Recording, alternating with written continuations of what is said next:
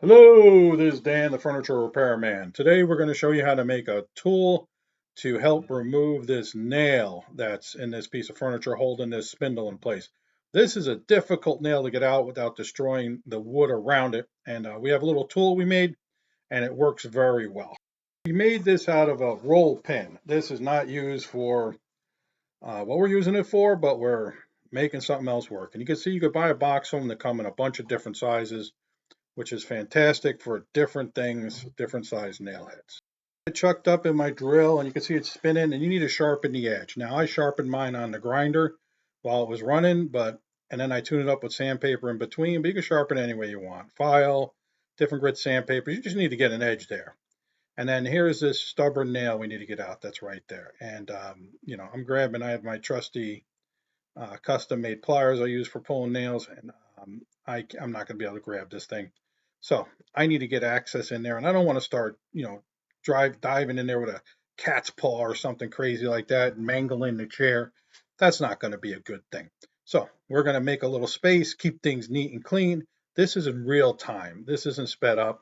That's all it took for me to make that hole right there. And then let's take a look at what we accomplished. So we have access to that nail now.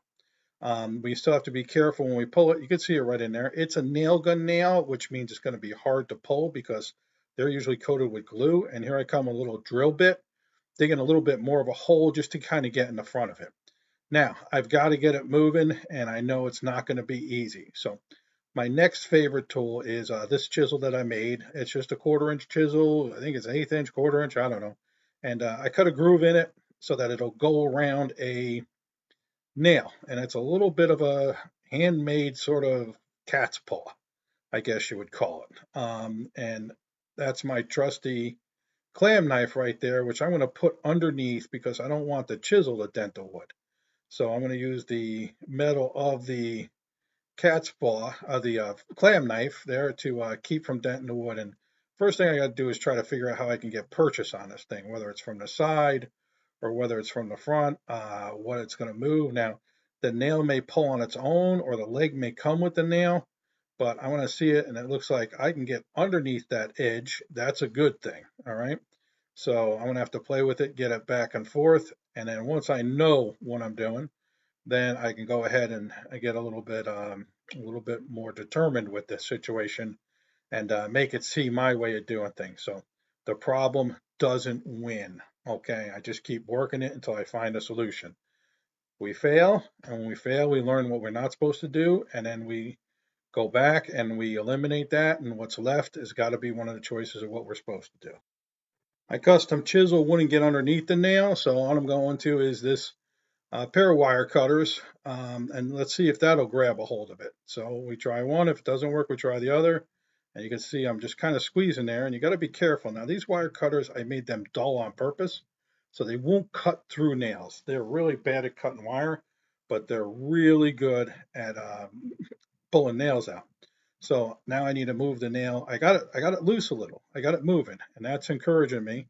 And you can see it kind of moves with that spindle, but I know it's going through that spindle into the wood behind it still. So I need to get it backed out a little bit more, and I need to get it moved forward a little so I can do it. Now, these clam knives, these are really tough. These are used for opening oysters, and those guys don't like to be opened. So I'd recommend if you're a carpenter or somebody fixing anything, this is a great tool. I think they're like all of $3 or $4. So now I got a little bit loose and I'm coming back with my custom little cat's paw there and I'm working a little bit. I'm getting a little bit of movement on that guy and I'm starting to get happy about what I'm seeing. So we got him out a little bit and we're going to have to move him forward some more. But again, you take your time. Try not to damage things. So while I'm pushing on that, I know I'm pushing underneath it in an area that's not highly visible and I'm not pushing so hard that I feel like I'm denting the wood. If I did, I would definitely use my clam knife underneath there to keep from denting that wood in. So we keep working it and it's slow and it's steady. What we don't do is we don't get frustrated. We stay calm, keep a nice clear head. So I got a little more space there. I'm coming back with my wire cutters and now I'm going to slide my clam knife underneath and I'm going to just kind of push down like that and not squeeze too hard. I don't want to cut the nail off. That's important. It's a kind of a balancing act. And you can see it's not an easy thing. You just take your time and you go again. And as long as it's going in the right direction each time, eventually you will get it loose. So here I come back again with my custom cat's paw. And you could see around the area of the nail, it's not a lot of damage. You look at most carpenters when they pull a nail, they damage, 3 inches around the nail. I don't want to damage the furniture because then I got to fix the furniture, and that affects my profitability. So now you can see I'm working a little bit, and then you're seeing the white of the spindle come out. That means the spindle's coming out a little bit also, and we're going to take that. Now we're back to our wire cutters here. And again, they're dull. That's the key, is find an old pair and grind the edges so they're dull so they won't cut through things. And I'm just kind of pushing down and I'm getting some movement. And what I got to do is kind of push this spindle out of the way so that nail head can kind of work its way out. And you see, we're getting there. The problem's losing, Dan's winning. Hopefully one day you're winning. And now we're coming out. Now the nail's out of the other part of the wood, and it's probably going to just take the whole spindle right with it. And now it's just easy peasy. We're going to pull it out, and then let's take a look at what we got right here. So that's the nail. That's a beefy nail. That looks like a penny nail to me. That doesn't look like a nail gun nail. But it is a nail gun nail, I could tell by the head. And part of the problems with nail gun nails is they're coated with glue, so they stick extra hard. So much for watching. This is Dan, the Furniture Repairman. Remember, every time we fix something, it doesn't get thrown in the landfill. That's a good thing. And another tree maybe isn't getting cut down to make a new one. And that's a good thing too, because we can leave those trees there for a while.